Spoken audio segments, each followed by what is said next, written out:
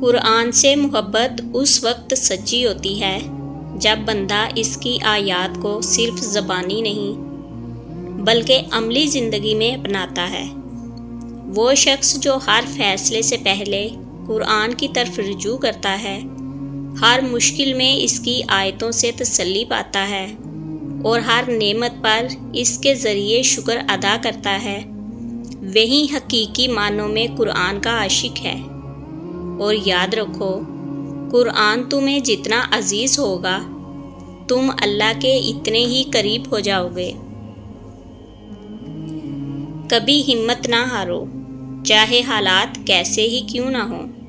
زندگی کے ہر اندھیرے کے پیچھے روشنی کا ایک در ضرور ہوتا ہے، بس تھوڑا سا اور چلنے کی ضرورت ہوتی ہے۔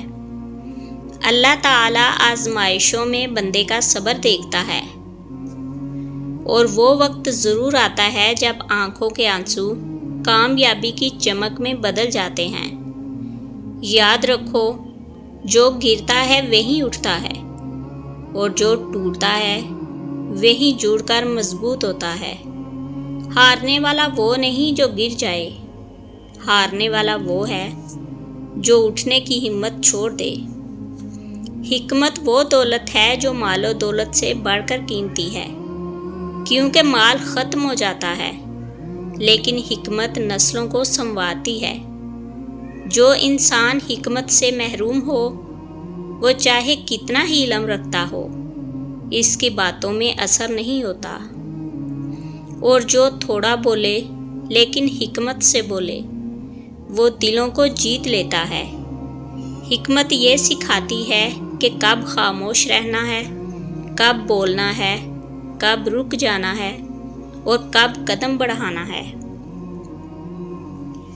سچائی کی تلاش صرف دوسروں کی باتوں کو پرکھنے کا نام نہیں، بلکہ یہ اپنے خیالات، نظریات اور عقائد کی گہرائی میں جھانکنے کا عمل ہے۔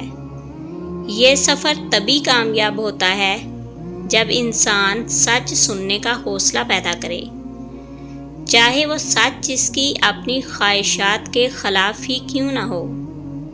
سچائی ایک ایسا آئینہ ہے جو صرف انہیں اصل چہرہ دکھاتا ہے جو اسے دیکھنے کی ہمت رکھتے ہیں، اور جو شخص سچ کو اختیار کرتا ہے، اللہ اس کے لیے وہ دروازہ کھولتا ہے جن کا تصور بھی ممکن نہیں ہوتا۔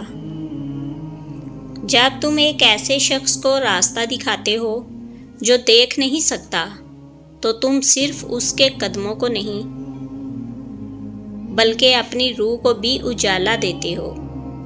یہ عمل ہمیں عاجزی سکھاتا ہے، احساس دلاتا ہے کہ اللہ نے ہمیں جو صلاحیتیں دی ہیں وہ محض ہمارے لیے نہیں بلکہ دوسروں کے فائدے کے لیے ہیں۔ یہی اصل صدقہ ہے، اپنی نعمتوں کو دوسروں کی آسانی کا ذریعہ بنا دینا۔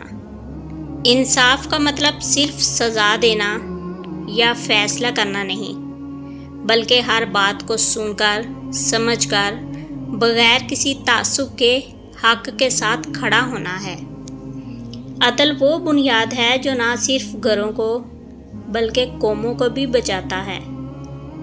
جہاں انصاف ختم ہو جائے، وہاں نفرت، ظلم اور فساد اپنا گھر بنا لیتے ہیں۔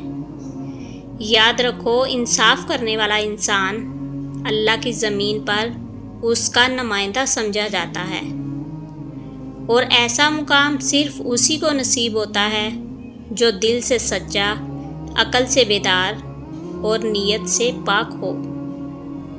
اپنے آپ کو پہچاننا دنیا کی سب سے بڑی معرفت ہے، کیونکہ جب تک انسان اپنی حقیقت، اپنی کمزوریاں، اپنی نیتیں اور اپنی اصل فطرت کو نہیں جانتا، وہ کبھی صحیح فیصلے نہیں کر سکتا۔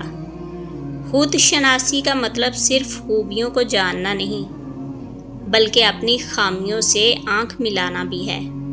جو شخص خود کو پہچانتا ہے، وہ دوسروں کو بہتر سمجھتا ہے، تکبر سے بچتا ہے اور عاجزی کے ساتھ زندگی گزارتا ہے۔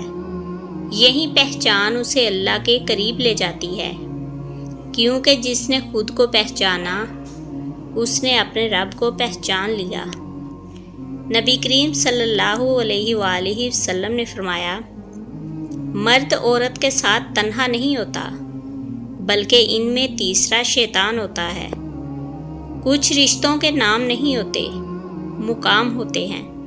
اگر کوئی ایک بار اس مقام سے گر جائے تو پہلے جیسا تعلق نہیں رہ پاتا۔